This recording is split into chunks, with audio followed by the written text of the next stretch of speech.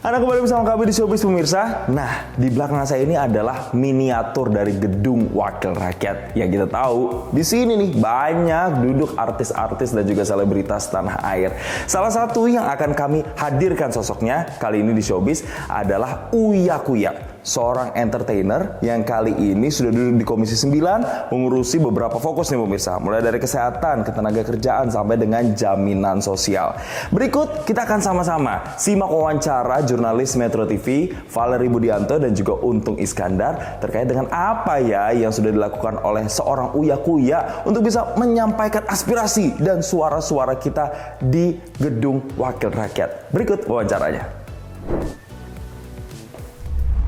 Halo pemirsa Showbiz, apa kabar Anda hari ini? Senang sekali Showbiz kembali hadir untuk Anda. Kali ini bersama saya Valerie Budianto.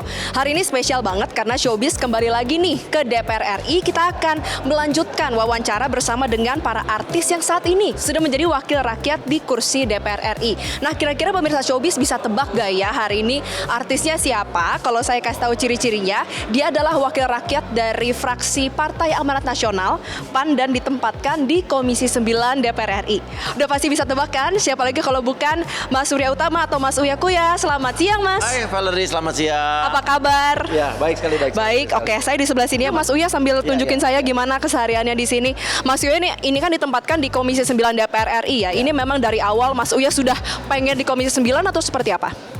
Gini, kalau awal-awal sih banyak orang yang menganjurkan aku di Komisi 3 karena kan emang podcast aku kebanyakan sering mengangkat isu hukum ya? Isu hukum banyak sekali, tapi kemarin sempat juga ditawarin ke Komisi 13 karena kan aku sempat juga bongkar kasus praktek di dalam penjara tuh beberapa berbulan-bulan. Tapi aku pada saat itu berubah pikiran karena lebih banyak permasalahan pas saat kita turun dapil tuh masalah-masalah masyarakat dengan BPJS, kesehatan, tenaga kerja. Terus aku juga banyak bersentuhan dengan para buruh migran kan selama 4-5 tahun terakhir. Jadi aku memutuskan lebih ke masyarakat aja dulu, jadi ke Komisi 9. Karena memang Komisi 9 yang bersentuhan langsung dengan masyarakat, khususnya dengan hal-hal yang memang sering dibawakan dan juga menjadi isu utama bagi Mas Uya ya. Nah, Mas Uya kalau kita lihat nih kilas balik, salah satu yang diutarakan pada saat pengucapan sumpah atau janji pelantikan anggota DPR adalah bagaimana Mas Uya ini ingin lebih vokal dan juga berani dibandingkan dengan anggota DPR terdahulu. Sejauh ini menurut Mas Uya sudah cukup vokal dan beranikah? Kalau menurut saya kalau bicara di apapun karena gini, kalau sebagai Uya Kuya banyak masalah yang di luar Komisi 9 pun saya angkat. Tapi kalau untuk di Komisi 9 dari saya dilantik, justru pas pertama kali saya dilantik itu kan saya pertama kali menyuarakan bagaimana dulu BPOM harus menindak skincare yang bermasalah, ya termasuk skincare yang kosmetik yang berbahaya, yang menyebabkan muka masyarakat konsumen rusak. Dan pada saat itu yang pertama kali berteriak saya pada saat itu, dan pada saat itu juga sempat ada juga sebulan kemudian adanya para pemilik skincare ya yang justru malah sibuk saling mereview produk-produk kompetitornya. Mereka usaha tapi mereka saling menjelek-jelekan produk lawan, dan dari situ juga saya keras juga. BPOM harus jelas di sini posisinya di mana. Pada saat itu saya bilang, kalau memang BPOM kurang menjalankan fungsinya dengan baik, harus introspeksi diri. Jadi BPOM harus memanggil para reviewer mandiri tersebut. Dan kalau memang ternyata apa yang mereka review ternyata hasilnya valid, berarti BPOM harus introspeksi diri.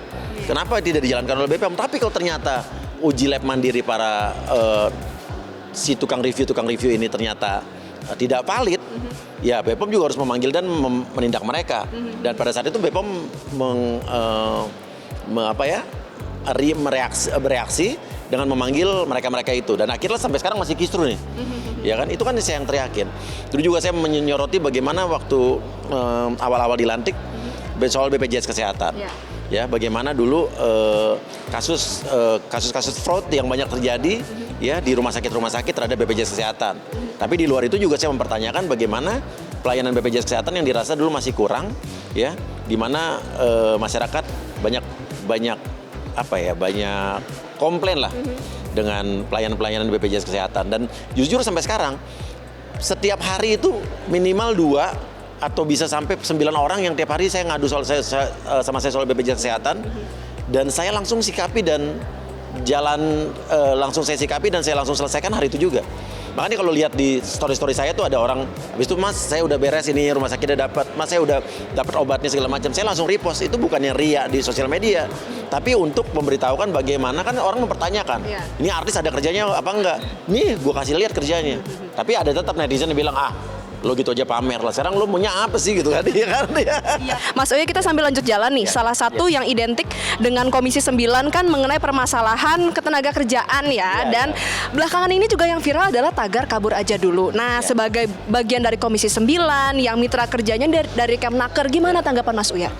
Kabur aja dulu tuh menurutnya kita bisa melihat framingnya dari sisi mana. Bisa jadi positif kalau emang kita lihat secara positif, bisa negatif kalau kita lihat negatif. Kabur aja dulu tuh ibaratnya kan dimana orang mengajak orang buat kabur kerja di luar negeri. Boleh kalau emang dia punya skill. Kalau dia mampu, dia di luar negeri itu bisa menjadi orang yang lebih baik dibanding kerja di Indonesia. Dia punya skill yang bagus dan juga kerja sebagai secara jalurnya prosedur, lewat jalur prosedural, legal, ya kan? Itu boleh, benar, dan lewat PT-PT yang juga terakreditasi dan terdaftar, itu jelas, ya kan? Itu juga pasti negara banyak terbantu dan menambah devisa negara. Nah itu akan sangat lebih bagus. Tapi kalau misalnya kabur aja ke luar negeri yang sekarang ini banyak disalahgunakan, orang ke luar negeri kerjanya akhirnya nanti di sana jadi scammer. Di Kamboja, di Filipina, di Myanmar, di Malaysia juga ada sekarang, di Dubai juga ada.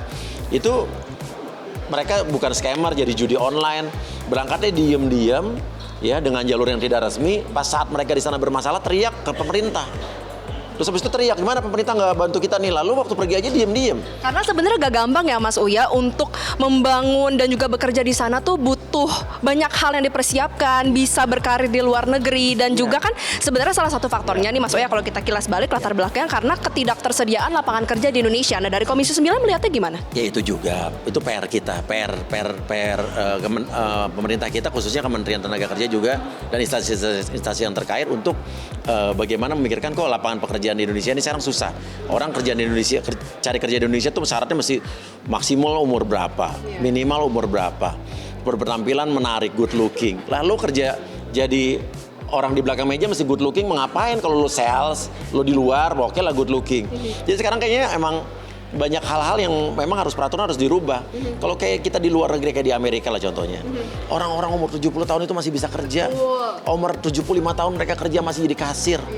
Dan lain sebagainya. Dan di sini ya semua tuh menurut gua harus ada tindakan yang tegas dari pemerintah untuk bagaimana perusahaan-perusahaan yang ada di Indonesia ini tidak menciptakan satu aturan-aturan yang terlalu mempersulit jadi orang kerja di sini. Nah, Mas Uya, salah satu yang menjadi hal yang dibahas cakupan dari Komisi 9 adalah persoalan buruh migran. Mas Uya ini sempat bilang nih pas pelantikan 20 Oktober lalu bahwa memang untuk orang-orangnya dinyatakan bahwa nilai untuk regulasi-regulasi di Indonesia saat ini terkait dengan buruh migran tuh masih carut marut, pemerintah juga masih cuek. Nah, bagaimana Mas Uya memastikan bahwa memang hal ini menjadi prioritas nih bagi Komisi 9 saat ini? Oh iya, sangat prioritas. Apalagi saya memang jujur perhatian saya ke buruh migran tuh fokus utama saya di DPR. Dan intinya adalah bagaimana pemerintah memikirkan bahwa yang tadi seperti saya bilang, untuk menjadi pekerja migran di Indonesia di luar itu jangan hanya sektor-sektor domestik atau kelas buruh saja, tapi juga harus yang skill pelindungan di Undang-Undang Perlindungan Pekerja Migran. Perlindungan itu harus diberikan kepada para PMI dari saat dia berangkat, dia bekerja sampai jadi purna PMI, sampai dia pulang ke sini. Dan bagaimana juga pemerintah mensosialisasikan berangkat dengan safe migration, migrasi yang aman. Jadi ada migrasi yang aman bagaimana? Berangkat yang dengan jalur prosedural, dengan jalur yang resmi. Nah, rata-rata menurut sepengetahuan gue, orang-orang yang berangkat dengan jalur yang resmi itu rata-rata hampir tidak ada masalah. Yang masalah itu rata-rata yang gue pulang itu pasti yang ilegal. Yang ilegal ya? Ya pasti yang ilegal. Sampai sekarang saya jadi korban nih. Gara-gara saya pertama kali mengungkap kasus itu, jadi sampai sekarang kemarin saya tempat di framing, digila-gilakan seolah-olah saya membela orang-orang tertentu. Saya tidak pernah membela satu pihak pun, saya berbicara untuk masyarakat dan pemerintah.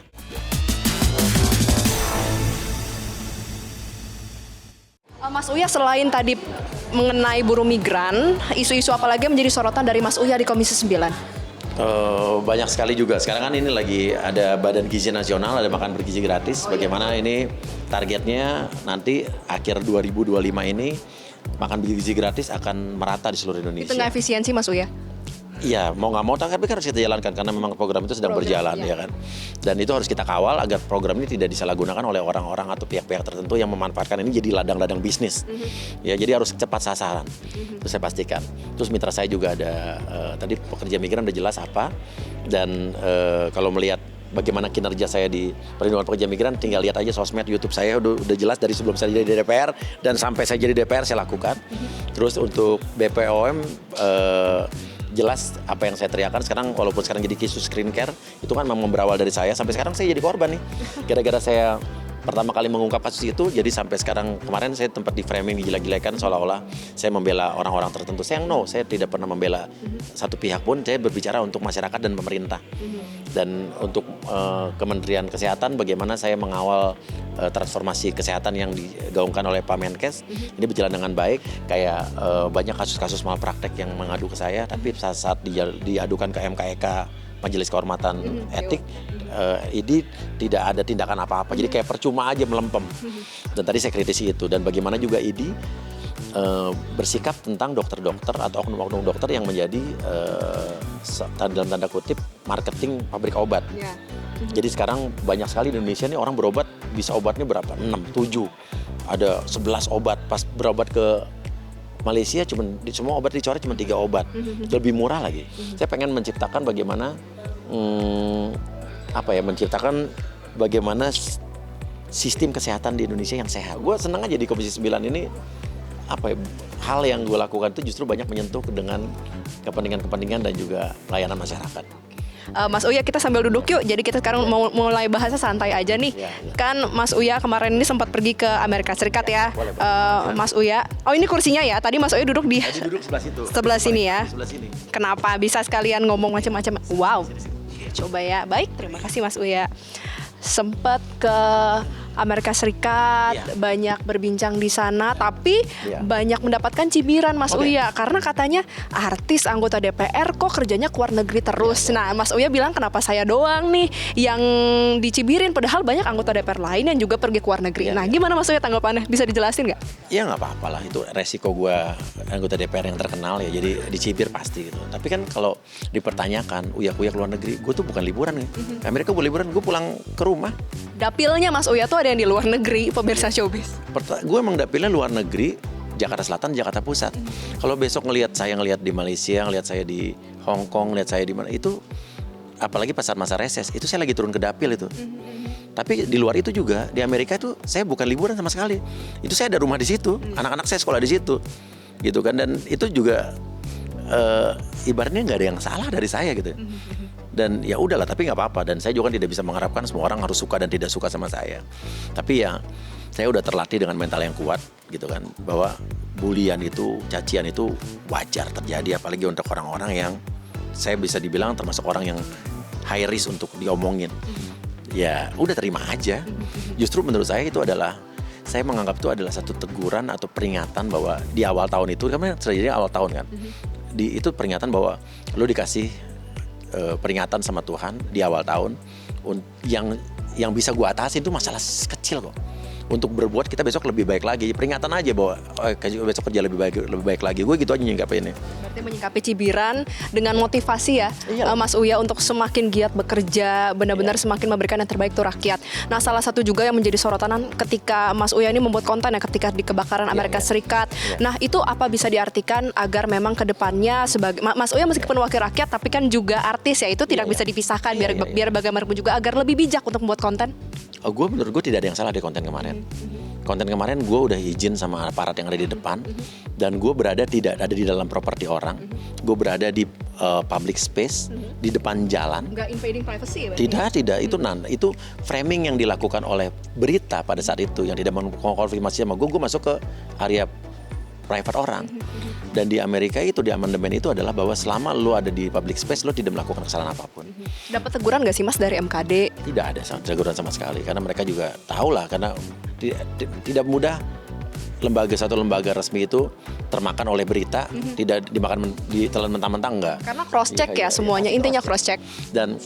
Dan pada saat itu gue tidak bikin konten sama sekali buat sosmed gue, enggak. Dan pada saat itu ada permintaan dari teman-teman wartawan dan beberapa media di televisi untuk mengabarkan bagaimana yang terjadi sebetulnya di Amerika.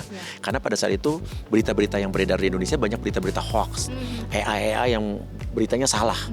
Kebakaran itu terjadi di kota besar, di gedung-gedung, ada masjid besar yang selamat di tengah. Kan saya di sana, Mas ambil dong gambarnya, saya ambilin untuk mereka loh.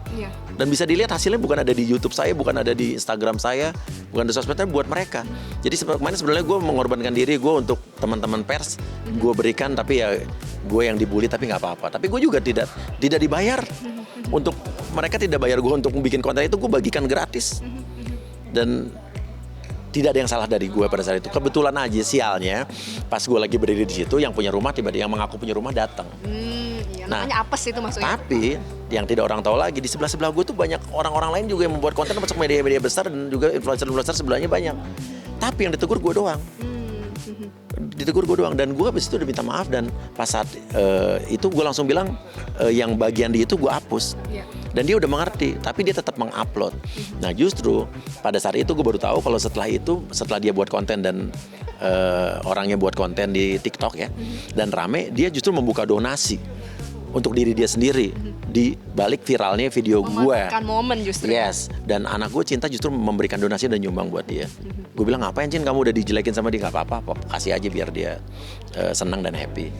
Jadi ya gue sih tidak menyalahkan mereka, tapi ya intinya yang gue lakukan juga, gue udah minta maaf, gue tidak masuk ke public space, tidak masuk ke area private dia, gue di jalan. Dan di sebelah gue di depan rumah dia juga banyak yang ngambil. Banyak yang kontenin juga ya. Yang ngambil tidak ditegur, cuman gue aja mungkin karena kita bahasanya beda, kita orang Asia. Jadi mereka nggak ngerti kita ngomong apa, dan ternyata banyak ada satu kalimat yang di di komen-komen itu dia mengiyakan bahwa dia menyangka kita tuh adalah scammer yang mencari donasi dengan memanfaatkan seolah-olah kita adalah korban gitu loh. Jadi cuma miscommunication aja. Miskom aja. Tapi berarti Mas Uya sudah lebih dari 4 bulan nih menjabat sebagai anggota DPR RI. Lebih senang jadi anggota dewan atau jadi artis? Jadi anggota dewan lah. Jadi artis gue udah pencapaian gue udah klimaks. Gue di dunia entertainment tuh udah pencapaian gue udah benar-benar lebih dari cukup. Gue udah selesai dengan duniawi. Setelah COVID kemarin gue merasa bahwa hidup gue tuh sekarang harus berguna buat orang. Ini bukan ini ya, bukan pers ya, beneran. Emang apa yang gue lakukan sekarang buat masyarakat.